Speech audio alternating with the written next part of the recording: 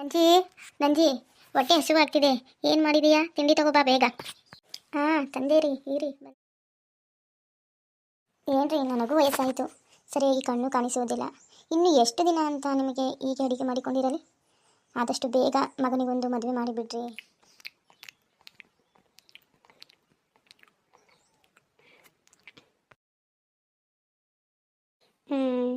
ಅಲ್ಲೇ ನಂಜಿ, ನಾನೇನು ಸುಮ್ಮನೆ ಕೈ ಕಟ್ಟಿ ಕುಳಿತಿದ್ದೇನೆ. ಯಾವ ಊರಿಗೆ ಹೋಗಿ ಹೆಣ್ಣು ಕೇಳಿದರು ಹುಡುಗ ಸರ್ಕಾರಿ ನೌಕರಿಯಲ್ಲಿ ಇದ್ದಾನೆ ಎಂದು ಪ್ರಶ್ನಿಸುತ್ತಾರೆ. ನಾನೇನೇ ಮಾಡಲಿ? ನಿಧಾನ ರೀ, ನಿಧಾನ, ನೀರು ಕುಡೀರಿ.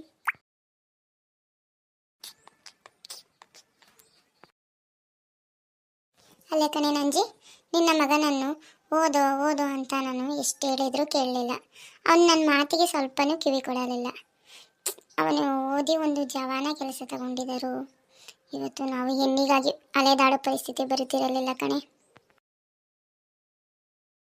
ಅಯ್ಯೋ ಬಿಡ್ರಿ, ಎಂತೆಂಥವರಿಗೆ ಪಸಂದಾಗಿರೋ ಹುಡುಗಿನೇ ಸಿಕ್ಕಿದ್ದಾರೆ.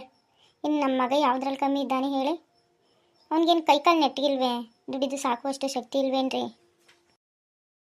ನೀನು ಹೇಳಿದ್ದು ನಿಜನೇ ಐತೆ ನಂಜಿ. ಅದು ನಮಗೆ ಗೊತ್ತೇ, ಹೆಣ್ಣೆತ್ತ ತಂದೆ ತಾಯಿಗಳಿಗೆ ಗೊತ್ತಿದ್ರೆ ಚೆನ್ನಾಗಿರ್ತಿತ್ತು. ಸರಿ ಬಿಡ್ರಿ. ನಿಮ್ಮ ಸ್ನೇಹಿತೆ ಹೇಳಿದಾರಲ್ಲ, ಅವರ ಸಂಬಂಧಿಕರ ಮನೆಯಲ್ಲಿ ಹುಡುಗಿದೆಯಂತೆ, ಆ ಊರಿಗೆ ಹೋಗಿ ಬರೋಣ. ರೆಡಿ ಆಗ್ರಿ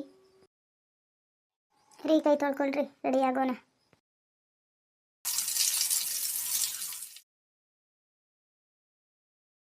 ಹಾಯ್ ಫ್ರೆಂಡ್ಸ್, ಈ ವಿಡಿಯೋ ನಿಮಗೆ ಇಷ್ಟ ಆಗಿದರೆ ಲೈಕ್ ಮಾಡಿ, ಸಬ್ಸ್ಕ್ರೈಬ್ ಮಾಡಿ.